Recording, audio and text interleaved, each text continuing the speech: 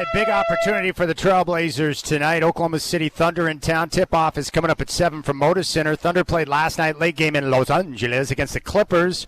Chet Holmgren, Alex Caruso, and Lou Dort will not play tonight. The Thunder have won 16 straight games against the Blazers. They are favored by 3.5. Rip City Drive will be live from Moda Center. My man Dave Deckard of Blazers Edge going to join me from Section 330. Chris Burkhart will have game day at 5, and it's on your home of the Blazers, Rip City Radio 620. Each and every Trailblazers game streams live via our free iHeartRadio app. From the NFL, the Cards are placing Kyler Murray on injured reserve. Jacoby Brissett will play at least the next 4 games, and C.J. Stroud will miss Sunday's game against the Jags after suffering a concussion against Denver. Davis Mills will get the start. The Rip City Drive with Chad Doing is coming live from Moda next.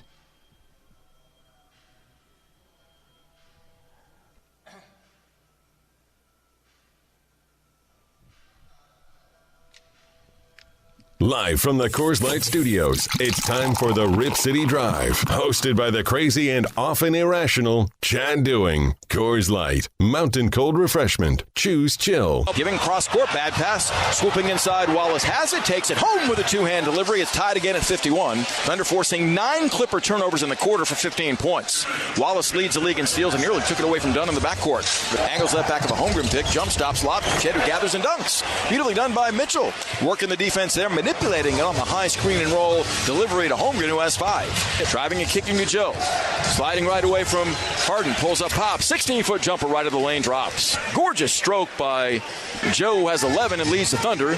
Shea widens out left on to him, strokes an angle F3 of his own that's online and in there. Chichinga Thunder money ball.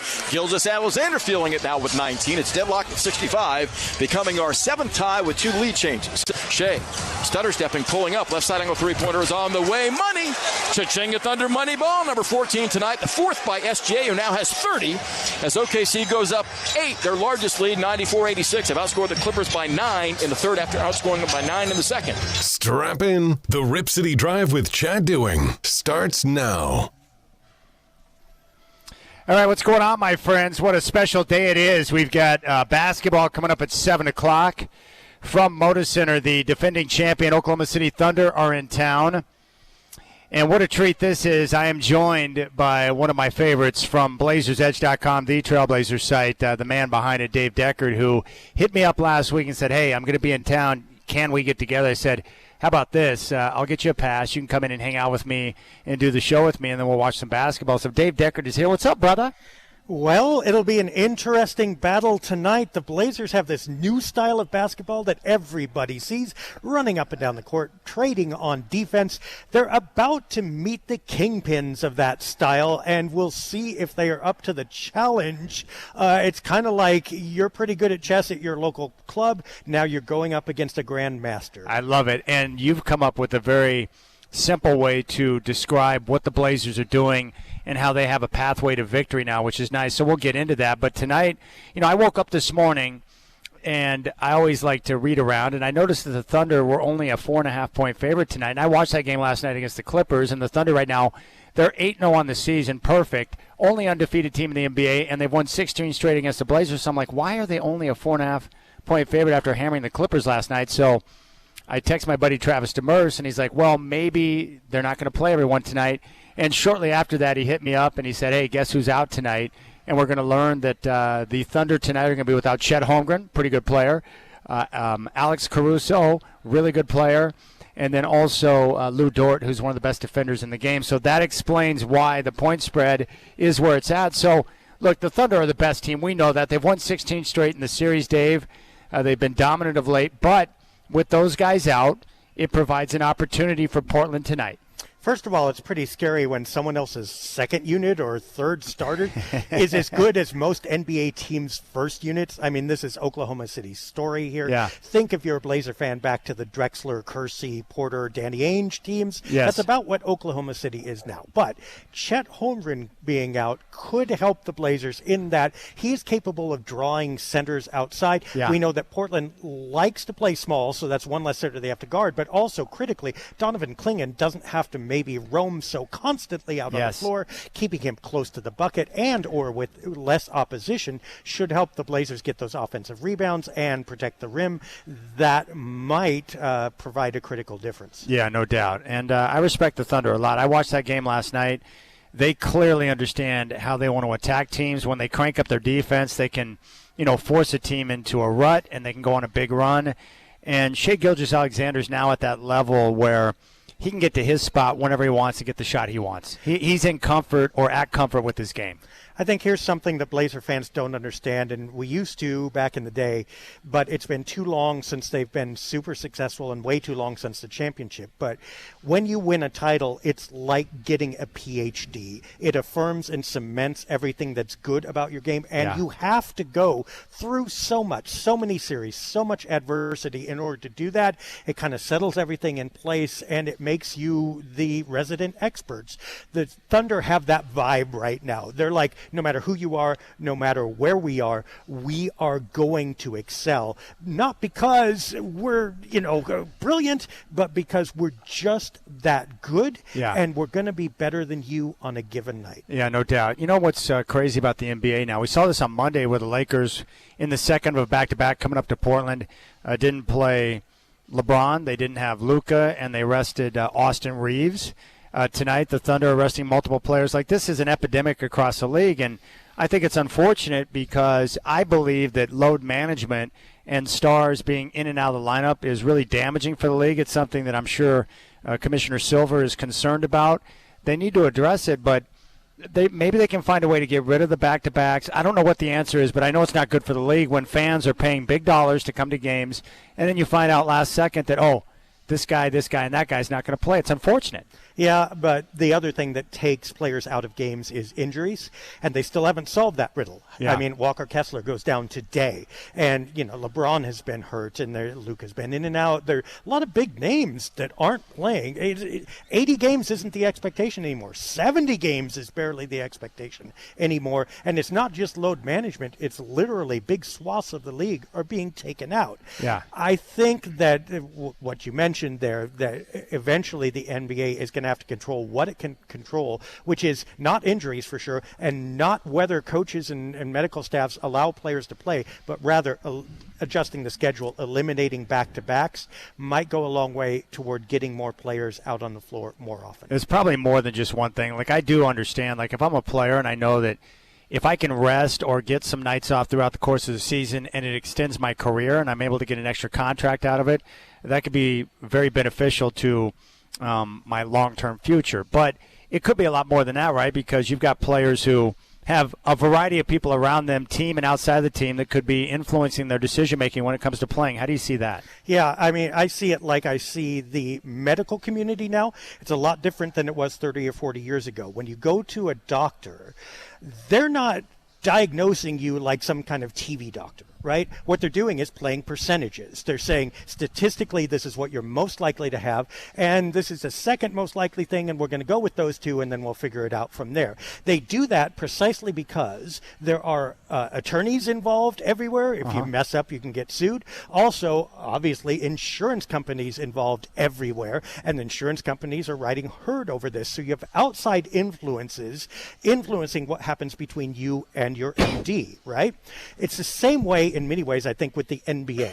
I think paradoxically, players and coaches have a lot less control than they used to. It used to be a one-on-one relationship within that locker room and on that court. Now you have agents, you have statisticians, you have analytics, you have all these things for medicine as much as you have them on the court. So you have a whole bunch of outside influences saying statistically it's probably better if this player doesn't play in back-to-backs or whatever.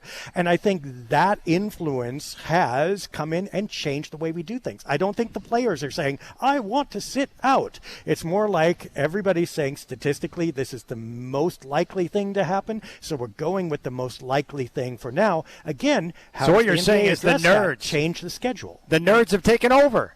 Yeah, I mean, it's increasingly so. and other priorities, you know, like you say, contracts and extended play and health after. Look, there was a time in all professional sports where it was no fun to be an athlete after you retired. 100%. So because you weren't getting the care that you needed, you didn't have the support system, and your body was ruined. And you didn't have this type of you didn't have, $40 million guaranteed dollars coming in, based on your contracts. They were making much less. Yeah, so part of this is really good. We're taking care of human beings as human beings and not just product on the floor. Yeah. However, we need to make sure that the game still has integrity and the fan experience is good. Somewhere in the middle, there might be a solution. They haven't found it yet. All right, so many things I want to talk about with you. Just in general, what are your thoughts on the way the team and acting head coach Tiago Splitter have responded to the chaos with Chauncey Billups right after game number 1? Like, I've been impressed with the response and the way the guys have really approached it business-like to go out and continue to play. I think that's a good sign with a guy stepping in Tiago Splitter. What do you think about that? Yeah, absolutely. And you wouldn't have known could we get community amnesia? Yes. We wouldn't necessarily have been able to identify that there had been a change, let alone a traumatic and dramatic one. Yeah. And I think that speaks to the unity of the players in the locker room and also the organization and the coaching staff. Nobody's going to be able to absorb this seamlessly, but as close as is possible, that seems to have happened, and that's actually a really good thing. Now, of course, the question will be what happens mid-season when there's bumps? What happens when there is stress? That has nothing to do with the Billups situation, but is the normal grind of an NBA season. There is a lot of incentive to fall apart, to quit, to do whatever in every NBA season for every NBA team. It remains to be seen whether they can pick up those pieces and go on if they have enough infrastructure and history together. But so far, it's looked really positive. Yeah, with Tiago Splitter, I know a lot of Blazer fans are ready to anoint him as the next great coach. And look, I really like Tiago Splitter, and he's really shown some good signs early, but it's too soon. It's not enough of a sample size for me to be able to know what type of coach he's going to be. I do know from people I've talked to that there are people around the league that think he has a chance to be a coaching star, but I do like his demeanor. And I was going to ask you this, and I don't know, it's hard to do, but how do you, when you're watching a game and you're trying to get a feel for a coach who's getting, his feet wet as the head man for the Blazers, how do you judge and be able to know if a coach is moving in the right direction? If it's okay, let me step sideways here for a second. Let's talk about the real test, and it's not going to be on the floor Tuesday night in November, okay. Right?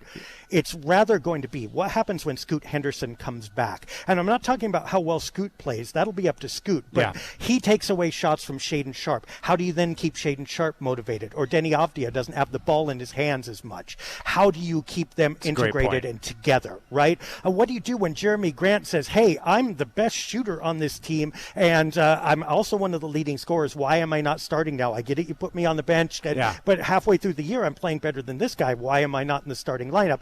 There's going to be where the test comes for Coach Splitter and the assistant coaches, because Chauncey Billups had relative immunity when it came to that, because he had A, a long tenure, and B, even without much success, they renewed his contract, which showed confidence in him, which meant the players knew that they had not a lot of recourse. They would do it Chauncey's way. Yeah. That is not true for Coach Splitter, nor for the assistant coaches. So how do they all negotiate that? That will be the real test. Okay, that's a great point. Now, I would like to turn this into kind of a radio mailbag.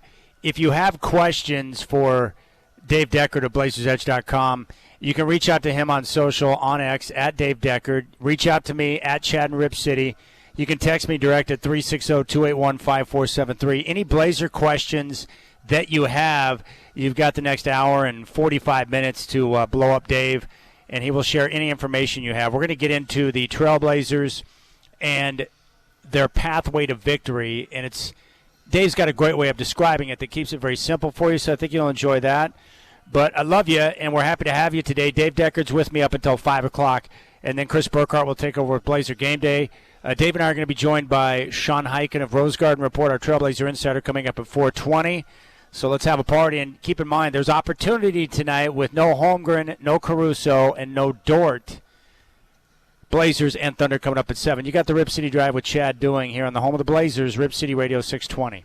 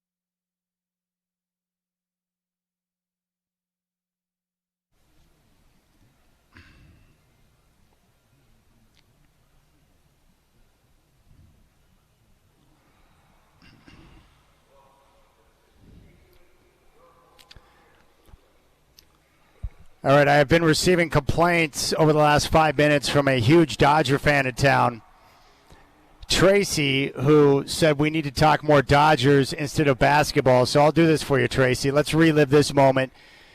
Over the weekend on Saturday, bottom of the ninth with the Blue Jays on top by 4-3. And Dave Roberts, because he had a gut feeling, went with Miguel Rojas in the lineup, and this happened. Drilled to left field and deep and gone! No way! Miguel Rojas!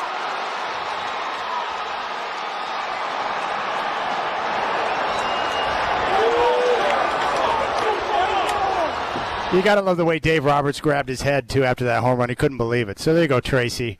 There's your Dodger content for the day. I hope you enjoyed that. Dave Deckard is with me, and he's going to be with me throughout the rest of the show up until 5, and he's going to enjoy the game tonight with the Thunder in town, and we're looking forward to that. Let's talk about the Blazers style. The biggest thing and you're probably getting the same thing at Blazers Edge, but the biggest general topic or comment that I'm getting from fans when I interact with them is this team is really fun to watch. They play really hard. Like, that's the two biggest things that I get from fans when I talk to them right now. They're enjoying this style of basketball, and it's pretty simple in terms of what they're trying to do and how they want to go about their business to win basketball games. So break it down for us. What are they doing? It's a math game, right? Exactly. You know, when you ask your high school math teacher, when will we ever use this again? Well, guess what? The Portland Trailblazers are doing exactly that. And here's how it works, right? Percentage basketball is the traditional way to look at winning basketball. Like, if you shoot better than your opponent, you will obviously win more than your opponent because you score more than your opponent. Yeah. But here's how the math works. Let's say you're the best shooting team in the league and you shoot 50% to make it easy, right? Yeah. You're going to hit half your shots. Every shot's worth 2 points. You're going to score a point a shot. So give a team shooting 50%, 10 shots, they're going to score 10 points, yeah. right? Hit 5 of them. Let's say you're the worst or worse than the worst. You shoot only 40%. Obviously, with your 10 shots, you're only scoring 8 points because you only hit 4 of those shots. You're going to get blown out. Yes. Okay? But look what happens. If you shoot 13 and your opponent shoots 10, they still get the 10 points because they're great shooters. You're lousy at 40%, but you are now actually scoring 10 points, I think it's 2 or 4 points per game. You edge out your opponent barely by just decimal points simply because of those extra shots, even if you miss more of them. Now, obviously, it's really hard to shoot that many more shots than your opponent. 13 to 10 is a huge gap. It's 30% more shot attempts. That will never work. But what happens if it's like 12-11 for you and you throw in 1 turnover? Now you take away 1 shot from their 11, they get 10. You add 1 shot to your 12 because of that turnover, that attempt after it, you're shooting 13 and you edge them out. And basically what's happening is the Blazers are playing a lot of close games. Yeah.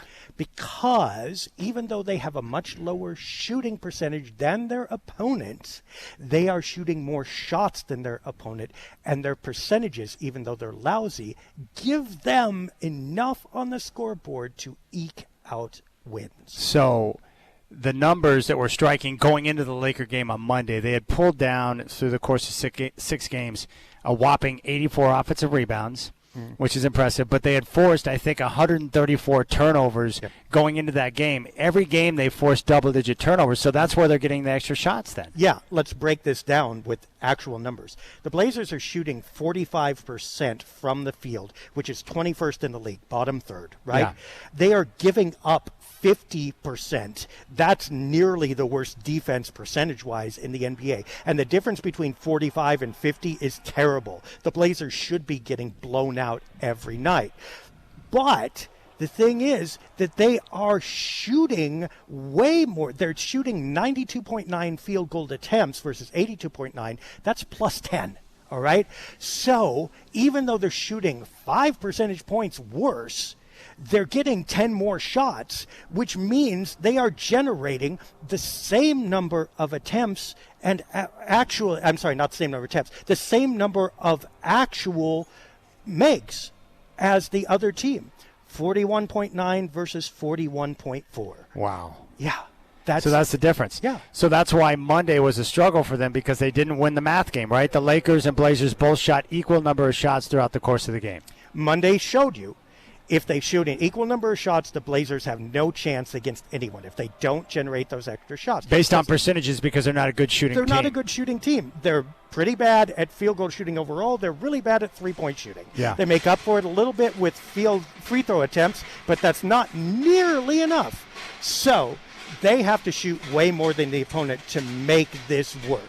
When they do that, it works out well. Here's the bonus, though. When those threes do fall, they're nearly unstoppable because all those extra points push them way over the top. So you balance out the equal or field goal attempt games like the Lakers game versus some of the earlier ones, when they hit like 45 or 50% from three, they're going to blow out the opponent. So on the nights when the Blazers shoot well from three, they're going to have nights where they just annihilate a team because they're getting more shots and they're making them, so they're going to blow them out. It's the difference between last year and this year. Remember, last year, the Blazers, the default was they're going to lose badly, and when they were really hot from three, they would have a good chance to win. Yes. This year, what it is they're going to have close games most nights, and if they shoot really well from three, they're definitely going to win. Yeah. So really the good news here is that when you watch the Blazers play now, they have a plan, they have an attack, they have a pathway. Mm-hmm. So it's nice to have a team that's got a pathway and a direction for what they're trying to accomplish every night. Yep. Some more staggering numbers, and I haven't checked up on these the last couple games, but here, the last time I checked, which is last week, understanding these fluctuate, the Blazers were at a 10% steal percentage, which means basically 10% of their plays were resulting in steals. That's scary. 20% of opponent plays were resulting in turnovers overall. That is an unfathomable number. The way I described it, the difference between them and the number 2 team, the Cleveland Cavaliers, was about 4 points. Yeah. That's enormous. That represents the difference between the number 2 team, Cleveland, and the 21st team in the league. In other words, the Blazers are that much better than their next closest contender that the turnover numbers are not even comparable. That is how they are winning right now. All right, Dave Deckard is with me. Rip City Drive, Chad Doing here from Motor Center, getting ready for the Trailblazers and Thunder.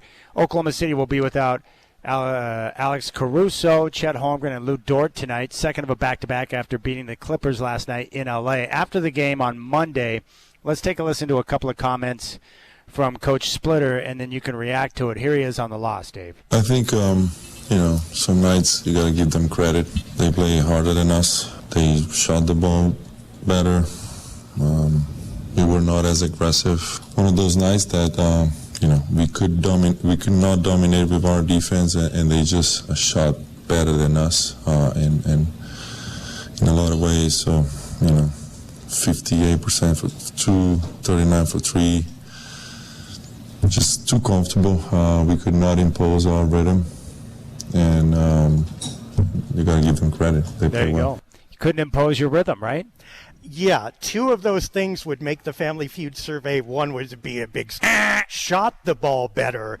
Everybody's doing that, okay? That's not why. However, not enough energy, not imposing your defensive will. That's exactly it. And this will be the test for Portland because you know what? It's still early in the season and they're still pretty young. But already they've experienced some injuries. Those are going to get worse or nagging as the season goes along. Also, the players' energy is going to flag as the season goes along. Now, maybe they have enough depth to make up for this. But if they don't, the big question is, are they going to be able to play this style as effectively in February as they have in October and early November? I think that's a big question Blazer fans have is, can they sustain this type of energy? You got guys flying around out there, and I'm concerned about guys getting nicked up or banged up because, when you play hard and you're hitting the floor hard, like, you can get nicked up. But we don't know yet. We'll have to wait and see how it looks in February, right? Right. And it's energy and it's concentration and, like Coach Splitter said, willpower. Yeah. It's great that the Blazers have those 3 things. They haven't had them in recent years past. However, you know what a grind this is, and it's awfully easy to lose those. And here's the thing. The Blazers are playing without a safety net, as we just saw. Yeah. If this doesn't work, nothing's going to work. So they got one way to win, and they got to keep it up or else. All right, Dave Deckard is with us. Let's take a listen to another thing here. And by the way, I love the buzzer on Family Feud. Who was the guy's name? Was it Dick Dawson? Yeah, Richard Dawson. And the survey says, ah! And he was also the guy who would make out with the contestants on the show, too. Man, where's Richard Dawson when you need him? Here's Coach Splitter talking about the defense. I think we could not, impose our defense. I think they were getting the shots they want. DA got the shots he wants. And then, what's his name? Nick Smith Jr. played a great game. He just changed the whole pace. We could not guard him. He got the mid-range. He started to hit trees, pull-up trees, and then he was passing to DA.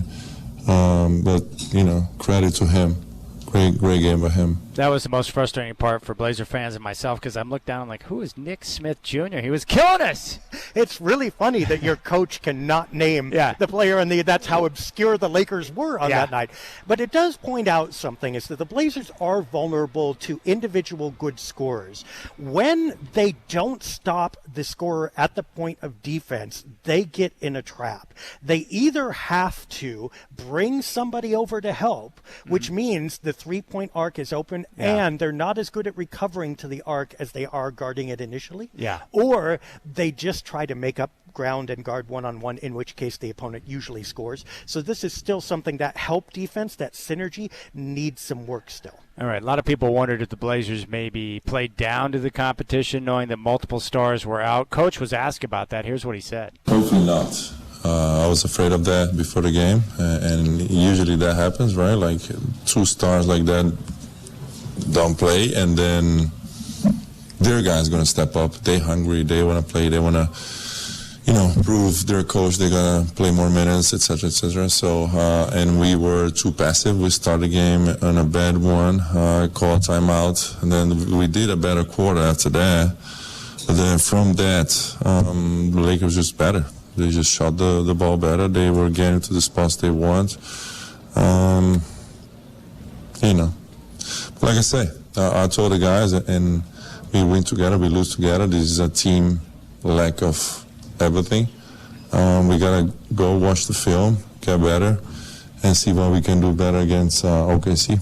I mean, I would like to think that this Blazer team, being who they are, doesn't sit around thinking, we got this. Maybe they did, but it wasn't just that. Yeah. What happened the game before? They beat the Denver Nuggets in an unexpected emotional win. Yes. With a fully functional, pretty much, Nuggets club. Yeah. Okay. That was an emotional high. Jack Ramsey used to say, get your emotion out of my locker room, basically, because as soon as you have an emotional high and win because of that, you're inevitably going to have an emotional dip afterwards. It feels like a little bit the Blazers were riding that, didn't come in ready to play, didn't come in focused and energized, and the Lakers handed it to them. Yeah, that's why I would expect tonight. I don't know what the result's going to be, but I would expect a better energy and a better effort overall, and especially with, I don't care who's in or who's out, because Coach Splitter can just be like, look, I really don't care who's in Jersey for them tonight. You guys have lost 16 straight games to them, so we got to be ready. And this is the other thing, the classic question we've been dealing with for the last few years. Is this good, or is it just good for the Blazers, considering who they are? Look, for all they've done, they still have a 4-3 record, right? Yeah, which is good. That's really good for the Blazers. Yes. Empirically speaking, it's not that good. The rubber meets the road when it's self-identification. Yeah. You need to have enough confidence to say, yeah, we are capable of winning, but not enough hubris or pride to say, yeah, we've done it. Nope, you're 4-3. Exactly. So, and really, I think you just hit on a key point, and that's why I'm excited about what I'm seeing right now, because I'm not suffering from delusions of grandeur. I understand this is not a championship contending team, but it is nice to see progress in the right direction. It is, but, I mean, God bless them, one of my favorite players. I'm going to invoke names here, sorry. But do you know how long it took the Damian Lillard Blazers and C.J. McCollum to get over 2015 after LaMarcus Aldridge left and everybody left them for dead, and they actually succeeded beyond people's expectations? It felt like they kind of rode that for a couple years before they figured out how to actually win, before they figured out that, 46 wins isn't really that great, even though it was great for us that year. This team needs to judge itself in part by abstract, actual greatness, and not just we're doing pretty good, all things considered, because that mindset takes a long time to wash out. I agree completely. We have a question that came in from Paul, and he said, ask Dave to put on his Bob Whitsitt hat and what he would do to improve this team. What major trades would he make? Is there a Rasheed Wallace out there somewhere? Does it seem like the Blazers have an alpha on the team? So when you look at this squad, you don't have to name specific players, but what are they lacking that they could use? I mean, that's 12 questions. Do they have an alpha on this team? I think they have 2 or 3 who want to be. I think somebody needs to step up, and then everybody needs to settle how that works. Yeah. I don't think they're even close yet to either of those things happening. Yeah. I think it's possible that they could make a trade, but I don't see them trading for that alpha necessarily. Unless you get a Shai Gilgeous-Alexander trade, you're going to trade for the next level underneath. Yeah. Well, they may already have that, Yeah. right? So I think there are trades out there that would help the team, but I think if you want a real alpha player, especially an alpha scorer, you've got to draft that player and kind of bring them up. It feels like right now it's kind of Denny Avdia's team. Like he's kind of the lifeblood of everything, right? Isn't he? Or is it somebody else? I mean, yes and no. Or is it Shaedon Sharpe? Or is it Scoot Henderson? Well, or is it Jeremy Grant, who's clearly playing above his head? Or is it Drew Holiday, who is semi-orchestrating all this? That's what I'm saying. Yeah, it could be any of those guys. I want it to be Scoot or Shaedon because I'm a big believer, Dave, that for this team to get to where they need to be, those two guys, Scoot, Shaedon, they have to hit and they have to cash in because they invested so much into them. So I'm wanting it to be Scoot or Shaedon or both. Well, I mean, the other alternative, like Paul said, is to just trade them both for somebody. A name I've brought up is Devin Booker. There are problems with that. But, I mean, if Phoenix made him available, there's your alpha scorer. Not an alpha defender, though. No. Like, I think you can get a frontline scorer that this team lacks. That's one of the things that they're missing. But I don't think that necessarily solves your problem entirely because do they fit in and can you keep up the defense? Getting that player is really hard. What are you seeing from Shaedon defensively? Is he giving a better effort more consistently on that end of the floor this year? Oh, yeah, 100%. Yeah. If Shai has any problems this year, it's definitely on offense so far. And it starts with the three-point shot, which still isn't there. But remember in preseason, he was confidently getting to his spot right about the free throw line, pulling up. Defenders couldn't stop it. Yeah. He's not got the ball enough to do that. And when he does have to get the ball. Why is he not getting the ball enough? Well, I mean, you just said, look, I'm not saying that there's blame. I'm not blaming. This is You're right. It's because they have multiple guys who want to be alpha. But Denny, well, and not just who want to be alpha, but Denny plays better with the ball. You're right. He's fantastic with it. When Tumani catches it, you don't just want him shooting, you want him driving as well. So there's more opportunities. You're right. I feel better about this team when Denny's got the ball in his hands. Right, exactly. That's working better than Shai. Also notice when he gets the ball, he's not in a consistent spot. They're bailing out to him and saying, take it and do it. That's not how he was succeeding preseason. All right, keep the questions coming from Dave Deckard. You can hit us up on X at Dave Deckard or at Chad and Rip City, or just text me direct at 360-281-5473. We're live here at Motor Center just chilling. I love having Dave Deckard here, the man behind BlazersEdge.com. Sean Hiking going to join us coming up at 4:20, and then Chris Burkhardt will have Game Day live at 5. Right here on your home of the Blazers, Rip City Radio 620. Tip-off with the Thunder coming up at 7.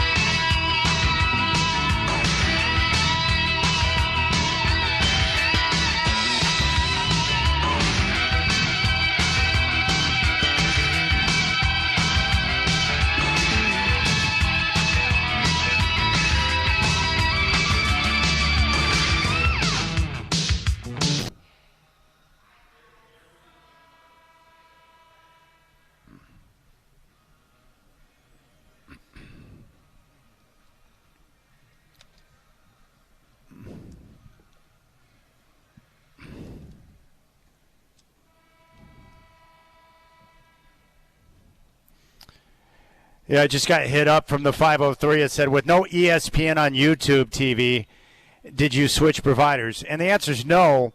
I did not switch providers because I love the YouTube platform and I will continue to use it. And I also have the Sunday ticket for football. But I'm just going to be honest with you. I'm going to use illegal streaming methods until they get that situation resolved. You got to be creative with your sports viewing these days, and that's just how I'm going to do it. And, you know, that's why I'm thankful for the nerds who have come up with ways to be able to access certain things. So that's how I handled that. It's frustrating because the platform on YouTube is so awesome that, you know, I never have, buffering. It's just clean. It's clean every time. And I can watch it from my phone. I can watch it from anywhere. And on my laptop, it's perfect. So that's how I'm handling that situation right now. Dave Deckard is with me. We were just talking about this.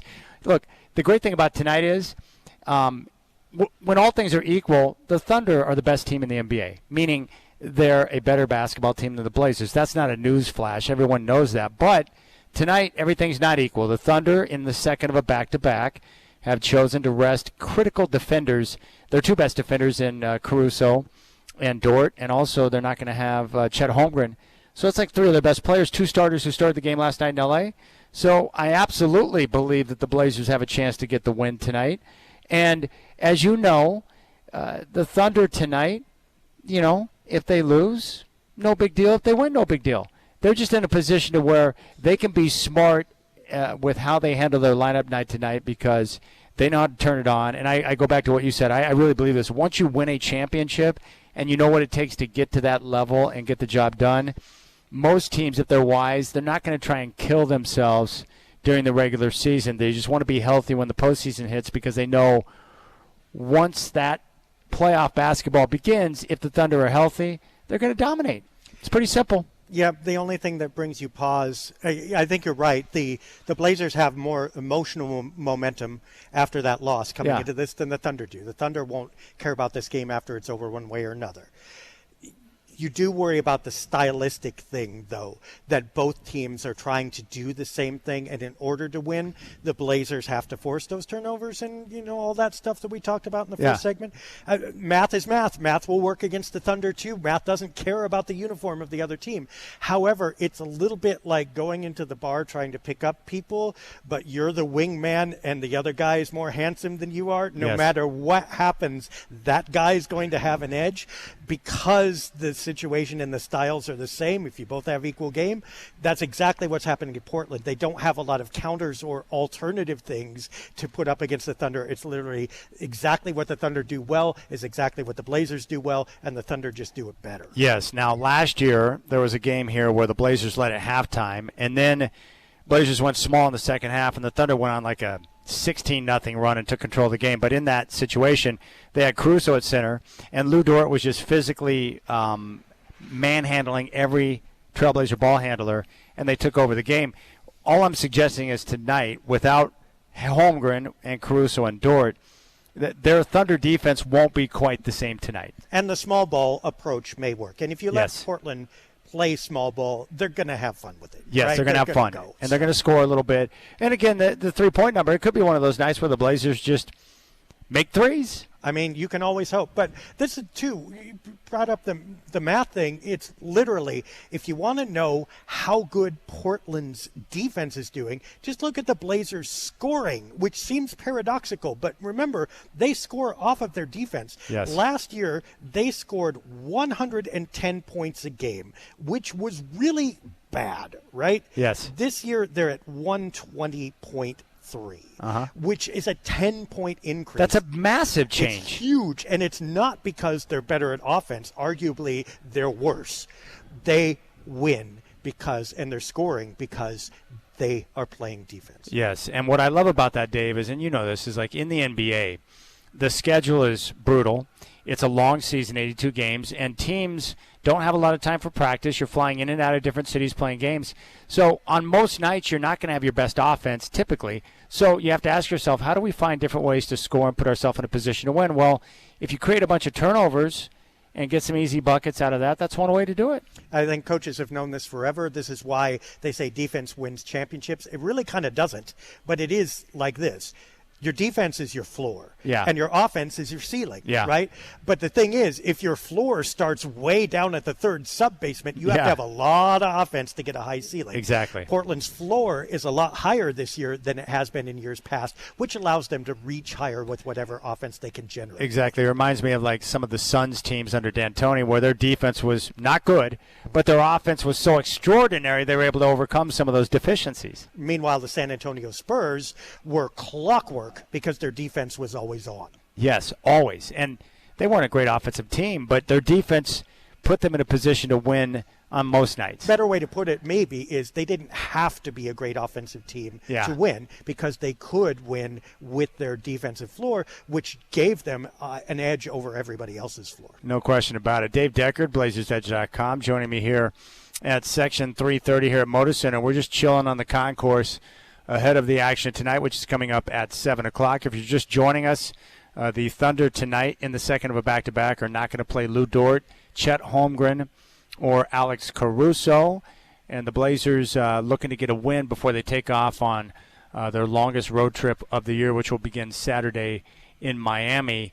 How do the Blazers best overcome the loss of Blake Wesley without Scoot Henderson available at this point? I mean, it's an issue, right? Yeah. Drew Holiday is very good for this team. I don't think there's any doubt about that. You kind of knew that when he was coming in. You knew why the Blazers have gotten him. And by the way, let's sidetrack for a second. Yeah. People were all over Joe Cronin last year after a fourth year of mediocrity or worse, really, and et cetera, et cetera. People were and relative inaction over the past couple. Yes. We need to stop and say, Joe Cronin's vision, whatever it is, at least you can see it glimmering through now. And this isn't dumb, okay? Yeah. The Blazers, They've got a plan. Yeah, you can see the plan, and they're working the plan, and it's at least somewhat succeeding. Give Joe Cronin some credit. Yes. Back to Drew Holiday in that fate. He has been the savior here along with Jeremy Grant. Yes. Okay? Grant's been terrific. Those two have been carrying the team.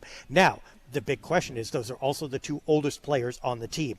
Will they be able to sustain that? A serious concern. If they do, then the Blazers will probably be kind of okay. If they either flag or, God forbid, get injured, now you're looking at Denny Avdia probably running the point, which we said he can distribute. He's great. But you know what? That's not his natural role. He wants to be a scorer. And the Blazers are out of options at that point. So it is a critical question. All right, we keep things rolling here. Coming up next, we'll continue our discussion, and then we'll have Sean Hyken join us at 4:20 for a discussion. Our Trailblazer Insider, Chris Burkhart, will stop by ahead of game day at 4:45. Dave Deckard is with me, and we're getting ready for the Thunder and Trailblazers coming up tonight at 7 here on your home of the Blazers, Rip City Radio 620.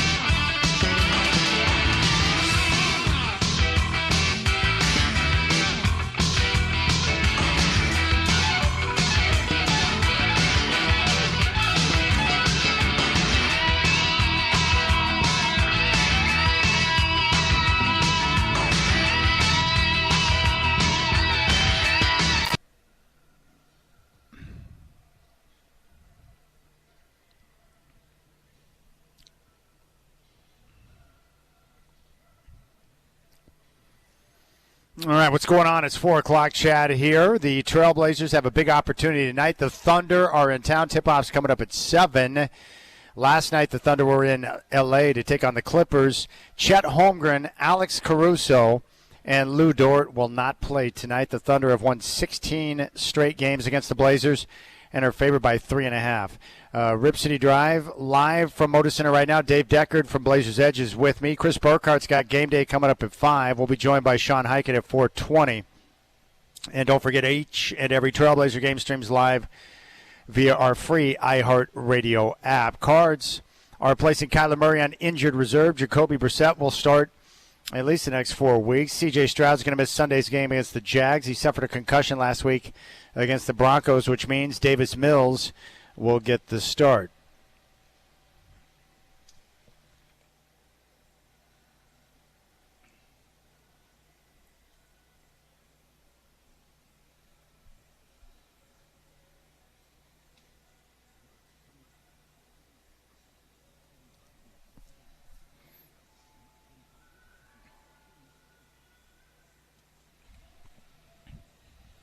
You know, Dave, when I watch Shaedon Sharpe, like I'm seeing flashes of what I want to see from him because his game is really smooth. And I felt like early in the season, because the team's learning a new offense, and I expected them to start a little bit slow on offense because they're learning a new system. But I felt like guys were getting in trouble, and they kick it to Shaedon late in the shot clock because they know he can get his shot up over anyone. And so it was putting him in a position to where he wasn't getting the ball in his spots, but yet he had to get his shot up. And I'm wondering if the offense and the way guys are still learning each other in this system is impacting Shaedon's percentages because he's not getting the ball in his spots. And Denny Avdija has had the ball in his hands quite a bit.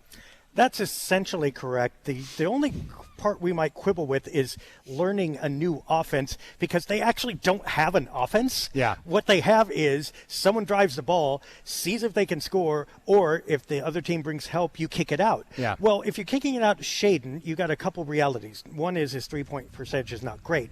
Second is he needs a lane and some space to work in order to score.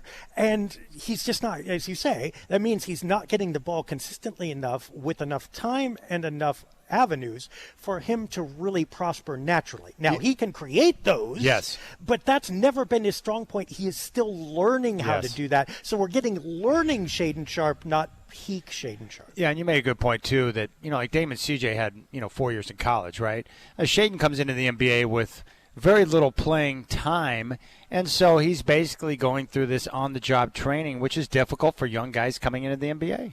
It is, and we're seeing some of the effects of that now. You really spend, and except in very rare cases, you spend your time backfilling the knowledge and the instinct that you lack. Yeah. That takes 2 or 3 years that other players are then, they started from ground zero, so they're building, you're backfilling. There's a big difference between those two. Yeah, that's true. Dave Deckard is with us. Sean Highkin, Rose Garden Report, going to join us coming up at 4:20. But when I watch Shaedon, he looks like the perfect basketball player. He's got length, he's athletic, and the shot, like when I watch him shoot, the mechanics are good. Like he's a smooth basketball player, so I'm like, it troubles my brain because I'm like, that looks good. Why aren't more of those shots falling?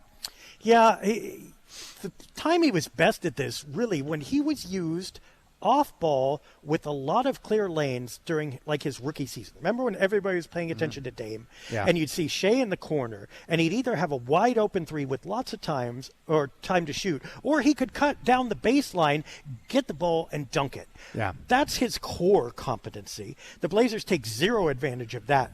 So they already took away something that he was good at. Yeah. What else is he good at? He's good at that pull-up jumper. But again, is that the shot they want? Because it's not a three and it's not a dunk. And also, does he get fed that enough for him to become comfortable and get in rhythm doing it? That's not happening either. So you took away the thing he's good at. You don't let him do the next best thing that he's good at. And then you look at him and say, as you say, here's the hot potato. We've got 4 seconds. Now score it. And that's a lot of pressure for any player, let alone one in Shaedon's situation where he didn't play a lot of organized ball before he got to the league, and he's still figuring his way. Yeah, no question about it. Other things that jump out at me, I've been very impressed with Well, obviously the play of Blake Wesley off the bench, because I didn't know what to make of him, but I like his energy. But Chris Murray has been very productive off the bench. Really, I think the only thing holding him back is just continuing to get more comfortable and get that shooting percentage up a little bit. But he does so many little things well for this team. He is the archetypal Blazer right now. His shooting is bad. Yes. But if you were to design a game plan for Chris Murray, this would be it. He has great athleticism. He likes to go fast. He's an opportunistic player, and he's willing to go out and do whatever, whenever, all the time. Right? Yes. That's the Blazers' hallmark. That's Chris Murray's forte. Now you see why the Blazers have him. But those shooting percentages do need to come up, especially from three. He's never found that stroke, and it's really hard to play long-term in the NBA without that nowadays if you are a wing. The other thing that's been very pleasing to me has been the play of Donovan Clingan. You can tell he got his body in better shape. He's got better hands when he's handling the ball now. But the offensive rebounding has been a plus. He had 30 offensive rebounds going into the Laker game. Like he understands his role. And what I like about him, he's one of those players, Dave, where whatever you ask him to do, if it's going to help the team win, he'll jump on board. He's like, if you're coaching him, you probably love to coach Donovan because of his approach. Absolutely. And what does he do? What are his strengths? Blocked shots? Well, yes. You took away an opponent's shot attempt, right? Yes. Offensive rebounds, you gave your team another shot attempt. He plays right into what they're trying to do with the math. Yep. Yeah. The only thing that you question is mobility. It's not his lack of scoring isn't even a problem with this team because other people can do that. Yeah. But the mobility, the Blazers aren't quite as good at roaming the floor when he's out there or when Young Hansen is out there. Do you think that maybe Clingan can become a little bit better at helping contest at the three-point line, or is that never really going to be a strength based on his mobility? It's hard to say because not many people on the team are good at doing that. That's like one nut that they haven't cracked. So until you see everybody else doing it well and he's not, you don't want to make that proclamation. But I'd say that honestly, I think the Blazers prefer him to be deep inside because of the shot blocks and because of the offensive rebounds, and that's hampering his ability to get out there. You know, it's funny, Chet Holmgren for the Thunder, I didn't think he would have the foot speed to be able to help contest away from the rim, and he proved me wrong. He's very good at helping out and contesting.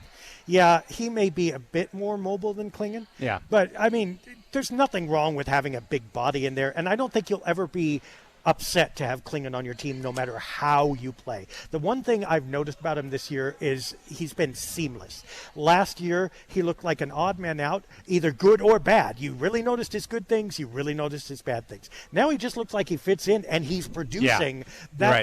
That's a good way to put it. NBA player. Yeah, so in that Laker game, he didn't play much at all. I guess there's going to be nights where teams go small, Blazers go small, and in those small lineups, it's hard for Clingan to be out there, right? It is, and when you've got a more mobile scorer like DeAndre Ayton, you run the risk of getting him in foul trouble, which you say, well, I mean, if you're not playing him, it's like he's in foul trouble anyway, right? Yeah. So what's the percentage? But I think all things considered, if he's not solidly in his core principles, the Blazers will prefer to go more mobile and smaller and with more scoring. Yeah, so I've been impressed with him. Young Hansen, I took the long approach with him. Like, I believe he's more of a project, so I didn't have high expectations for him this year.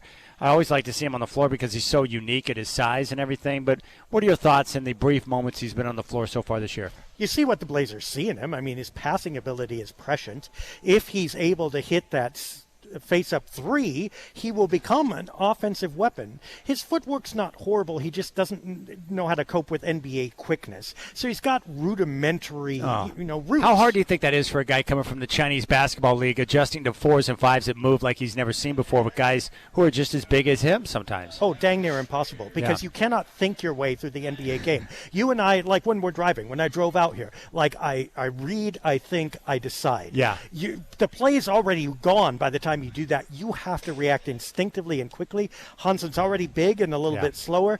His thought process is exactly right. The problem is the time between engaging it and actually executing it is too long right now. That's his basic issue. Yeah, you can see that for sure.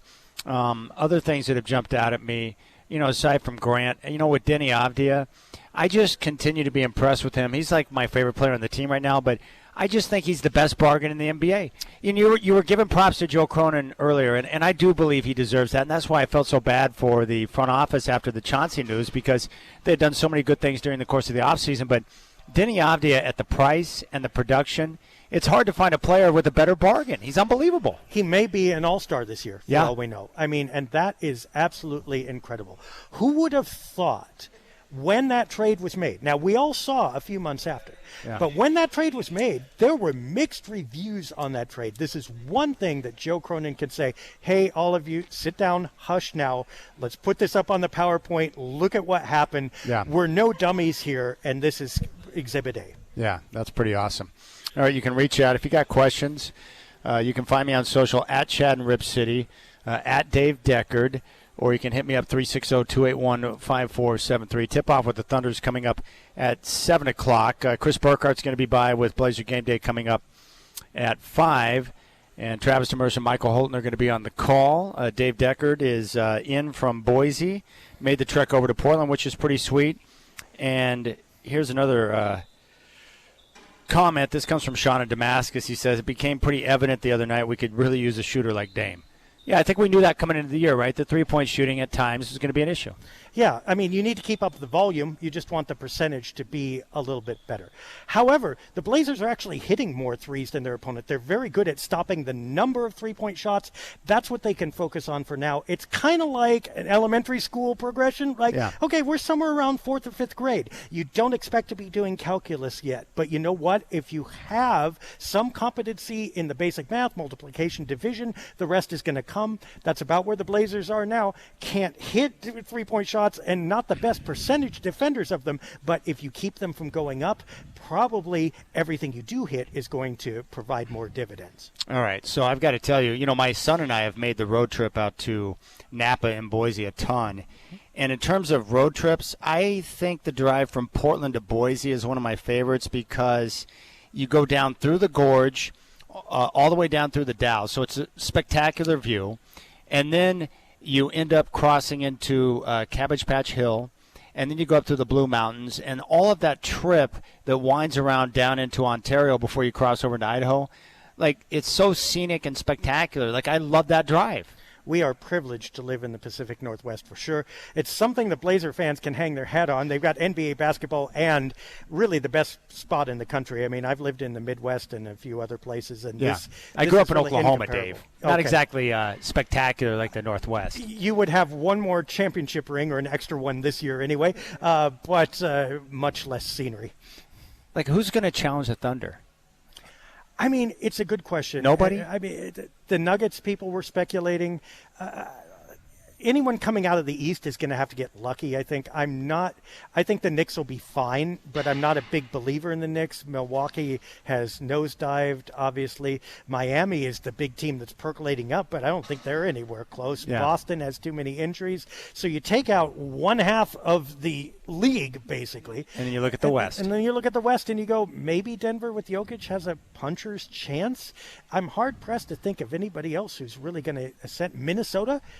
Perhaps. I mean, Cleveland, maybe if Cleveland gets super hot and sustains it this time, maybe they could outscore the Thunder. But it's going to be difficult. All right, we'll come back. Sean Hyken from RoseGardenReport.com. Our Trailblazer Insider is here, and he's going to join us, and we'll get his take on what we're going to see tonight. We appreciate your time. Game day's coming up at 5 with Chris Burkhardt. Tip-off with the Thunder at 7, and it's all right here in your home of the Blazers, Rip City Radio 620. What's up, Sean?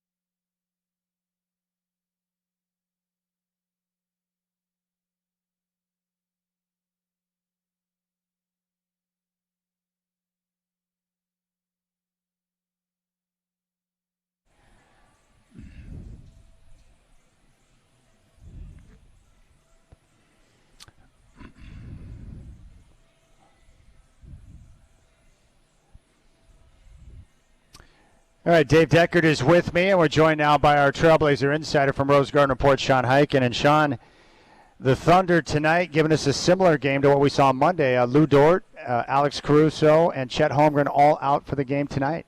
Well, the difference here is that Shea is still playing. So, yes. They have at least, one of their guys, their most important guy. But as we saw the other night against the Lakers, that's not a recipe for the Blazers to necessarily get an easy win. Yeah, what was your read on that situation where, the question was asked about were they overlooking the opponent? Obviously, Coach Splitter was not happy with what they were able to accomplish or not accomplish in that game. What was your read on it? I think it was just kind of a combination of, there is kind of a, just human nature. It's like, okay, you find out that, the team you're playing isn't playing their three best guys. And you kind of, think, oh, yeah, we got this. We don't really need to. So I think part of it is that. And I think there was also just a little bit of an emotional letdown with just how much everything has been the last couple weeks with the, the Chauncey stuff and just everything else. Like, it hasn't really affected them, but, like, at some point that's going to catch up to you. And I kind of feel like just like a combination of a lot of different things just kind of led to them having that letdown game the other night. And I don't know if necessarily I think they're going to win this game because Oklahoma City's the best team in the NBA. They're the only undefeated team left. But I think they're going to look better tonight than they did. Better effort, better overall energy. Dave and I both agree on that. Dave and I were just talking about this. I watched the game last night in L.A. against the Clippers. Like, who is going to challenge this team if healthy?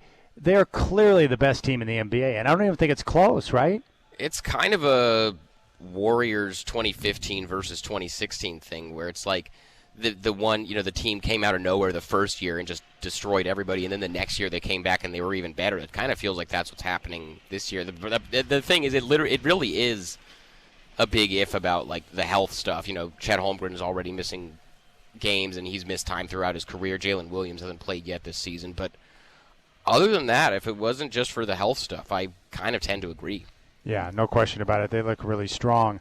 The Trailblazers, Dave and I were breaking this number down, too. Interesting that in the game against the Lakers on Monday, they had the same number of shot attempts, 75, I believe, for each team. That was kind of a new thing we had not seen yet this year, and it came back to bite the Blazers. Yeah, that's been one way that they've been able to have success this season is just by getting up so many more shots and winning the possession game.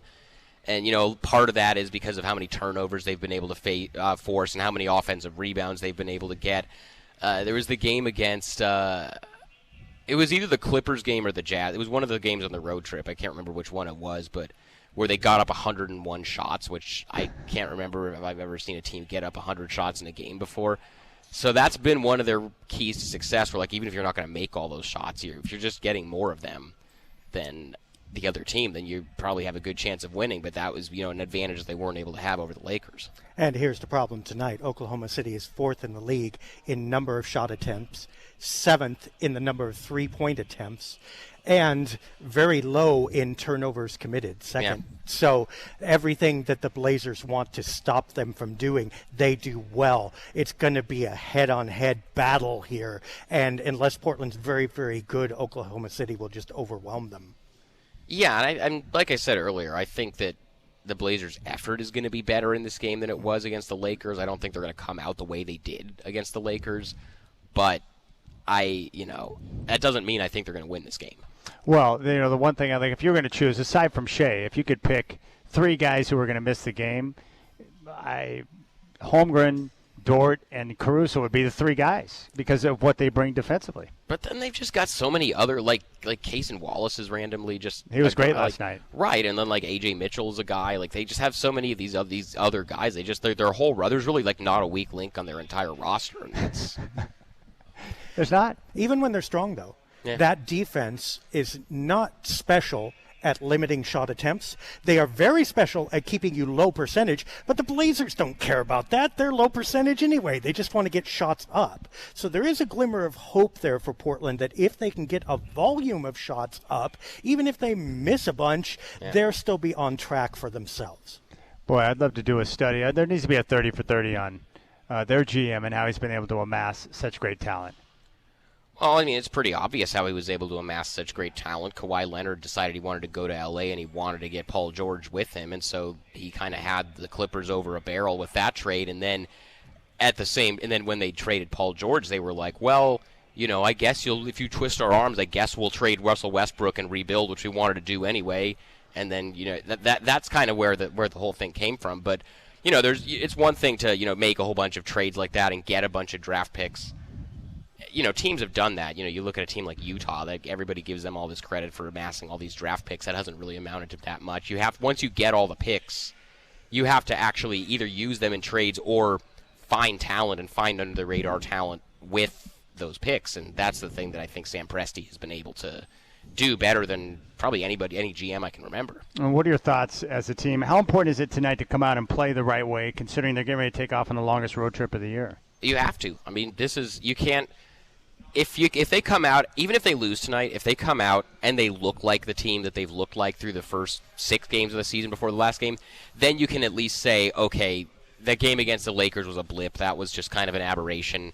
And now they're going to go off on this road trip, which is not going to be an easy road trip, but they go off on this road trip at least on a good note, even if they end up losing. If they come out and get just run off the floor tonight by Oklahoma City, then they're 500 going into this road trip, and then it's just there's even more pressure on them to have a good road trip, and it's not where you want to be. Yeah, Sean brings up a good point. We talked about how the Blazers have no safety net in terms of style of play. Right. They need to execute correctly with energy or they're going to lose. But what we haven't talked about as much is they don't have a lot of emotional safety net. The turnover in coaching, the lack of experiences together, the lack of winning track record. If this team starts looking at each other across that locker room or court and going, I'm not sure that I trust this, the chasm beneath them is pretty deep. So they're going to need to keep generating that cohesion and energetic emotion for each other and the game as much as they execute on the court. This is a place where it could be in danger.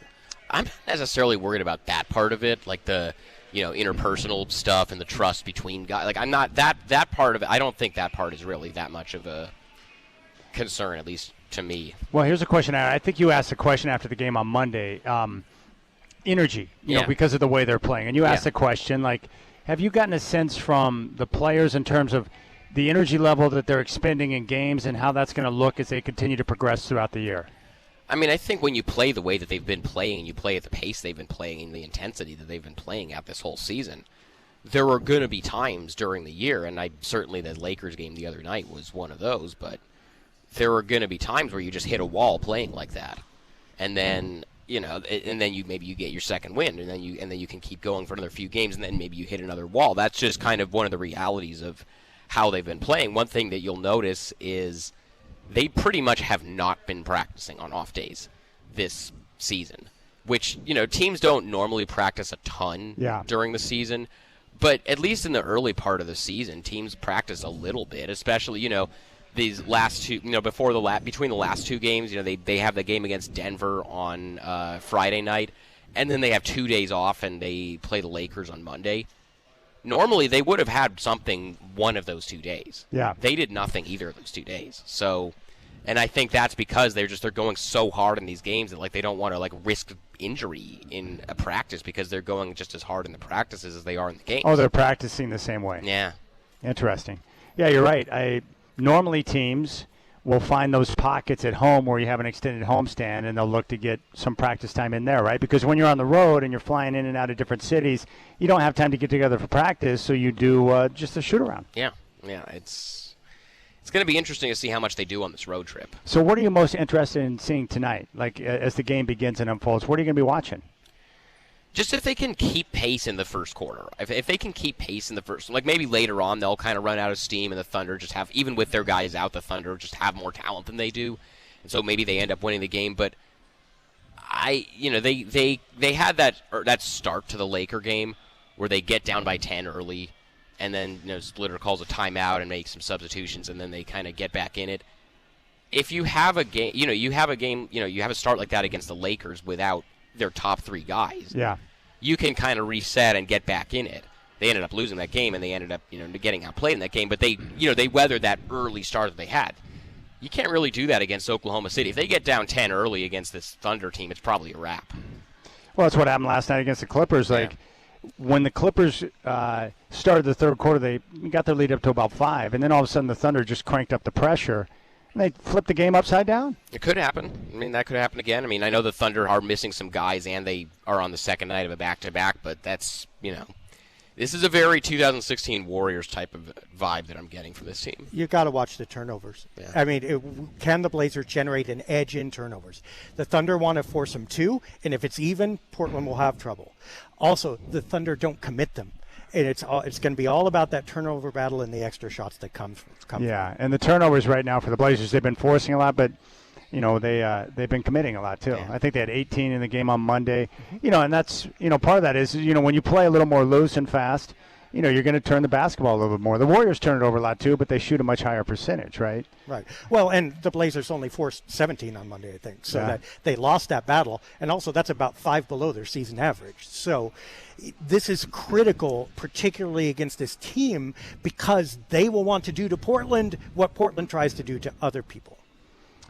Are you getting a feel for what the guys think about Coach Splitter? People seem to like him. People seem to respect him. He seems like he's got the right demeanor. He's got the right tone. He's got the right just kind of, I think. Is he a little more fiery at practice? Yeah. I couldn't tell you that because they haven't had a practice, I think, since they, since he took over as head coach. I don't think that. Well, I take that back. They had a practice the day that everything went down. I remember that because they asked him what was the mood like at practice. He said, not good. Well, because they had planned, this was the day after opening night. Yeah. They had a media availability scheduled for that practice. Obviously, the news breaks in the morning that media availability is canceled. I'll have to go back and check my notes and stuff, but I don't believe they've had a practice since then. Just because they've been on this schedule of, having a game every other day and they haven't practiced on the off days, or because they've been traveling, or just because they left so much on the floor for these games that they just don't want to, do more in practice. So they just haven't really been practicing. So I can't tell you whether he's more or less fiery in practice than Chauncey was, because they haven't really had a practice with him. Well, there's not a ton of incentive either, frankly. The one place where they're suffering is the defensive help, and that takes practice and coordination. But look at their offense. Drive it fast, drive it hard, first open shot, kick out. You don't really need to practice that too much. Look at their defense. Be rangy, be aggressive, and try to generate that turnover and run out. Practicing that is counterproductive because, as you say, you run out of energy. So I'm not trying to be glib that they need no practices, right, but they probably need fewer practices than most teams. And you're right, Sean. I think you're right. On Monday night, it did look like midway through the second quarter, after they had expended the energy to get back and they had built that lead, when the Lakers made that big run before half, they looked like they kind of hit a wall. And that's going to happen over the course of a long season. That's just, I don't know. I get that this is, that's a game that they should have gotten. Yeah. Given who the opponent didn't have. Yeah. But games like this are going to happen. Let's not miss, though, that the Blazers are missing Matisse Thybulle, Blake Wesley.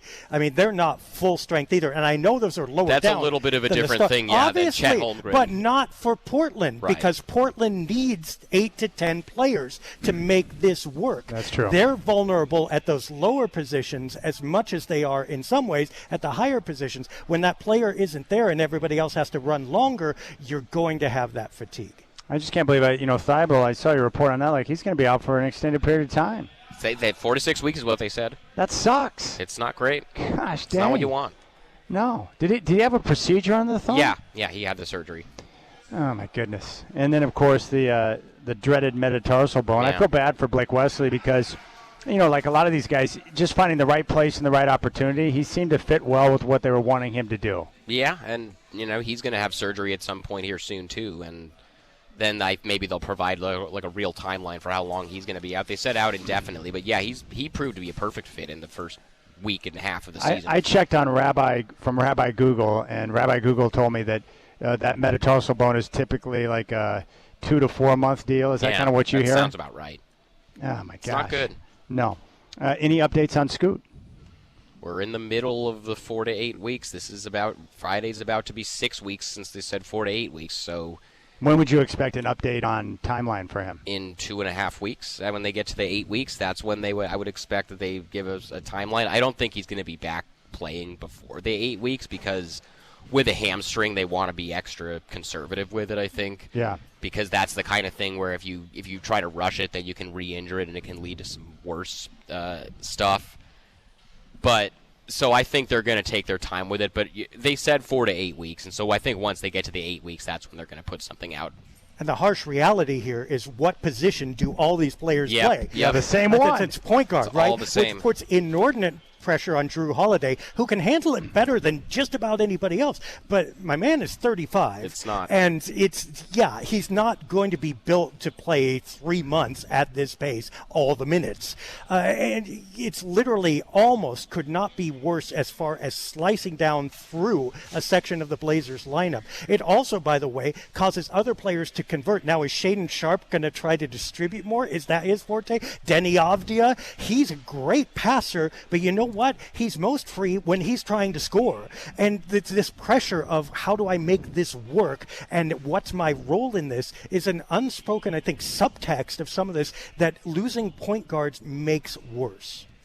Yeah, and I mean, you really don't have a lot of other options on the roster. Mm-hmm. Like, I don't think Ryan Rupert can really. I mean, he looked all right in those 2 games that he played in, but that's not somebody that you can trust to be like a main rotation guy. They're 2 two-way guards, Javonte Cook and Caleb Love. Neither of those guys are really point guards. Like, there's just this is kind of the level. Like when those are the names that we're kind of listing off here. That's just kind of where they're at. It's not ideal. Right, and you take a guy like Avdia who's great at it, but you know what? You want him to be 100% who he is, not 90% who he is and Totally. 10% trying to think whether he should be something else. Yeah, totally. It puts everybody, makes everybody else have to play out of position, but it's just one of these things that happens over the course of a season. You go through stretches where all your guys are hurt, and then stretches where most of your guys are healthy, and it's just kind of the ups and downs. On a side note, with something we talked about, like, it's pretty wild, those 8 o'clock starts, how late the game gets over. I don't love it. I don't like. I mean, and most of these guys' national TV games are NBC games, which means like their first, I believe their first game back from this upcoming road trip, the Phoenix game. I believe that's an NBC game, and I believe that's an 8 p.m. tip local. Yeah, it is local time. And so, like last night for the Thunder, they didn't get into town until like 3 a.m. I don't like it. That's crazy. I don't like it. It's not good for us either. I personally don't love it. And you're an hour ahead in Idaho, right? No sleep. That's right. So 9 o'clock, you'll be up until 12:30, 1 o'clock watching Blazer games on the national TV slate. Easily. All right, Sean Highkin at Rose Garden Report. He's our Trailblazer insider. I know you're feeling better, but you're grinding through, man. I respect the toughness. Doing what I can, man. Dude, Coach Splitter would be proud of you, man. I don't know about that, but showing up ready to ball, dude. All right, enjoy the game tonight, and you and I will catch up soon. Yes, sir. All right, read him at rosegardenreport.com. Sean Highkin, our Trailblazer insider, who's battling through some illness, but he's still here grinding. We appreciate that. Dave Deckard is with me. We'll come back. Chris Burkhart is going to join us. He's on hand for game day and tip-off with the Thunder coming up at 7. Shacker's trying to be real quiet. He's down at Section 111 in a closed bowl, so he's trying to duck under the table to make sure it doesn't get booted out. You got the Rip City Drive on your home of the Blazers, Rip City Radio 620.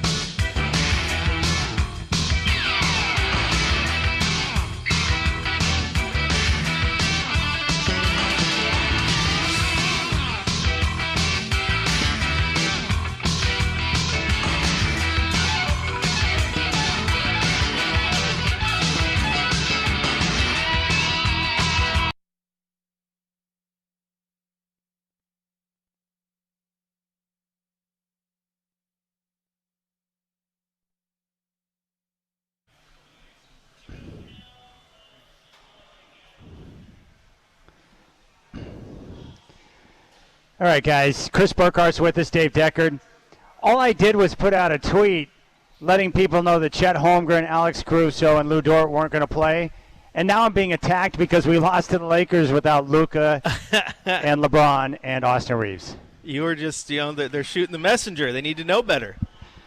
Yeah, it's crazy. Well, the Blazers are agnostic, though. They're capable of beating anybody, maybe, except Oklahoma City, and losing to anybody on a given night. That's just the reality of the team and the way they play right now. And if they make shots, they're a totally different team. I just think that I do believe that they have a chance to grab this game tonight. Two of their best defenders, 2 starters are out. It's not in the bag, but it's an opportunity. No, it's absolutely an opportunity. They can't come out like they did on Monday. Is the word. Just out of sorts, not getting into a rhythm. They got to figure that in. They got to lock in defensively. That game against LA, the offense is going to be up and down all year long. So you got to make sure that defense is there and ready to go. And it wasn't for large chunks of that game. So you just got to come out ready from the jump and put yourself in a good position. But this game is another reminder of what you and I talked about the other day, Chad, and that is the NBA can kick rocks with this whole back-to-back thing. Just get rid of them. If teams are gonna rest their players because it's the second night of a back-to-back, just get rid of them. Yeah, because I would much rather watch a game tonight with the Blazers and the Thunder at full strength. You and I, and I'm sure Dave, we like watching good basketball, right? And so 2 games in a row where you don't get to see Luka and Austin Reeves, and LeBron's a different story. He's not sitting the back-to-back. He's actually hurt and he's coming in. But you miss Luka, and then you come in. Now you don't get Chet, and it's just I want to see those guys play. And Lou Dort is not a big name, but he's one of my favorite players to watch in the league because he's a defensive. He is a bully out there on the floor. So it's the strength of the parity era that anybody can win a championship, apparently, right? But the weakness is if it seems random, it doesn't mean as much, right? Yeah. This injury is a microcosm of this, or resting players and whatever. If on a given night, what does it mean to beat the Thunder if they're not the Thunder? If it seems just random on a given night, the wins and losses don't mean as much. It really does impact the fan experience. Just without a doubt, because not only, we beat OKC, and if you go post that on social, but Chet wasn't playing and Dort wasn't playing, and you really beat the Oklahoma City Blue or whatever their G League team name is, right? That's annoying. But remember, we said it on Monday that throughout the course of the season, you're going to win a couple of games you probably shouldn't have won, and you're going to lose some games you should have won. It happens. Tonight's the opportunity where you have an opportunity now to beat the best team in the NBA because they're missing multiple guys. Yeah, and it's going to be no sweat off their back, win or lose in the long run for Oklahoma City, but it's going to be a huge win if you get it for Portland. You don't want games like the game against LA or a game tonight against OKC where their stars aren't playing outside of SGA to come up at the end of the year going, gosh, if we would have won that game against the Lakers, we would have been in the play-in instead of on the outside looking in. Yeah. Right, and they've still got Shea. They've got the MVP. Right. But you know what? We said this about the Denver. We talked about this earlier. The Denver win and the LA loss probably had something to do with each other emotionally for the Blazers. Mm-hmm. Got a little high there, got a little low there. Which one would you rather have, though? The Denver win is better. Yes. If you're going to lose one of those, LA's okay. It's a kind of the same thing tonight. If you come and get this win or even get close, that's still not too bad in the bargain. Yeah, and you know how Blazer fans are. If they win tonight, they'll be like, whoa, we should have beaten LA on Monday. Also, to that point, Dave, is that game against the Lakers, there was some things about it that you can go, gosh, wish the offense this, wish the defense that, but it wasn't like about a year ago when Utah comes in and just runs you out of your gym by 50 points, or the Warriors come in on opening night and beat you by 40. Those losses still feel much worse than what happened in LA, because at least you can still see the glimmer of what they're trying to do. It just wasn't clicking. Well, the thing about this LA loss is if you feel bad about it, at least you're feeling something. Yes. Opportunities for that have been pretty rare in the last few years. So, hey, your juices are going, and that's what NBA basketball is all about. Yeah, I just hate that combination where I don't care what they say. I think they overlooked the opportunity when they knew those guys were out. And then what happens is when you get Nick Smith Jr. and some of these other guys on the floor who are getting a larger opportunity, they play their butts off, right? Yeah, but I'm sorry, but when you need that in the spring, though, when you need this remembrance in March, because you're playing a game that's critical, you could overlook, but it turns out to be critical. There you go. Yeah, that's where I lean the other way. Like, okay, so Nick Smith Jr. is getting an opportunity that he doesn't normally get. Guess what? He should not be ready for Tumani Kamara or Drew Holiday's defense. Those things should be able to lock him down. There's no way to explain away the loss. That was a bad loss. Yes, it was an ugly one. Very ugly, but I love the way Dave has broken it down. Give him your quick breakdown on the math. The Blazers have a formula for winning now. We know what they're trying to do. Yeah, I mean, it's obvious. They want to score more points than the opponent by generating more shots. They're not as good percentage-wise. Their offense is going to stink compared to the opponents. It will tonight, too. But if they can generate turnovers, get more shots up, the lower percentage actually doesn't matter because you score more overall points. Yeah, and I was listening in when Dave was going through those numbers, and I was a little like, hey, someone needs to call Habistro and tell him to watch out because we got Stat Guy over here breaking it down. But it's it's an absolute great point. It's a way to mask your weaknesses you have offensively, is to get more opportunities at the rim, and I say that just collectively as a term for getting shots up. And it's absolutely right because that's what the Blazers have been doing. But then when you run into those nights where you shoot 9 of 41 from 3, the amount of shots didn't help you because you weren't making them. So you still got to make them at the end of the day. But the idea of getting those extra shots is absolutely spot on. And to be fair, Tom has way better hair than I do, so he belongs on TV. All right, so what is the most important thing you're looking for tonight? Is it the energy and the emotion in which they play with from the start? Yeah, I would say just being locked in. That Laker game, they didn't feel locked in, and it took a while to find any sense of just continuity and cohesiveness within that rotation. It's going to be real big. I do lean a little bit to that game going, okay, you don't have Matisse Thybulle and you don't have Blake Wesley, so now Coach Splitter is trying to figure out who's those guys off the bench to bring you the spark, be a defensive lock-in like Matisse Thybulle has been. So it's just locking in those rotations and finding out what you have. But for me, it's just you got to come out ready to play, because if you come out just lacking energy, you're going to get beat by an OKC team, even if they don't have a bunch of their stars. I watched that whole game last night, and I was just impressed with they can literally flip a switch and turn the defensive intensity up. And Shea, as I was telling Dave, like, he's at such comfort with his game. He can get to whatever spot he wants and get whatever shot he wants. He's awesome. Yeah, and with Shea, too, I think he's been so good offensively that people forget that he's not a slouch defensively. Like, he's a good defender for a guard. But then you get Caruso, who's not playing tonight, and Dort, who's not playing tonight. But those two guys they're in all 5 position defenders. Like, Lou Dort does not give up size when he's guarding a 7-footer because he's so strong and so wide. He's built more like an NFL linebacker than an NBA guard. But those guys they bring it, man. It's unreal to watch when they flip that switch. No question about it. This is clearly Big John Studd versus Andre the Giant back in the old WWE days, right? And unfortunately, the Blazers aren't Andre, but they both want to do the same thing. They want to prove who's the real Giant. We'll see if the Blazers can manage. He's speaking your language, Burkhardt. No, they're like Paul White when he joined WCW and was debuting, and they tried to tell the world he was Andre the Giant's son. And then they're trying to be Andre. Maybe it'll come along. Maybe. Big Show did okay eventually. He did. All right, Chris Burkhardt's got game day coming up next. I want to give a big thanks to my man Dave Deckard for spending a little extra time with me tonight, dude. That was fun. Absolutely. Anytime. BlazersEdge.com. What was the reaction like to the Chauncey news? Did it blow up your site? Overwhelming. Yeah, it was tidal waves every day. So people are invested and interested. How did that compare to the news Dame was making his return to Portland? Dame was probably just as big, but lasted about a day. Chauncey was good for a week. Wow. And then some.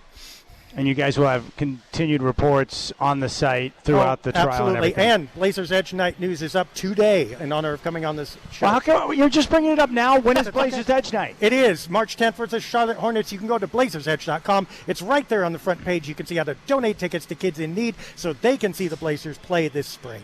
I love it. We're going to be pimping that throughout the course of the year because Blazers Edge Night's one of the absolute best nights. Love it. Thousands of kids. All right, Chris Burkhardt's up next. He's got game day at 5. Chris, I appreciate you, buddy. Oh, I appreciate you. All right, big thanks to Michael Shacker, Dave Deckard, Sean Hyken. Tip-offs coming up at 7. Blazers and Thunder here from Moda Center. It's all in your home of the Blazers.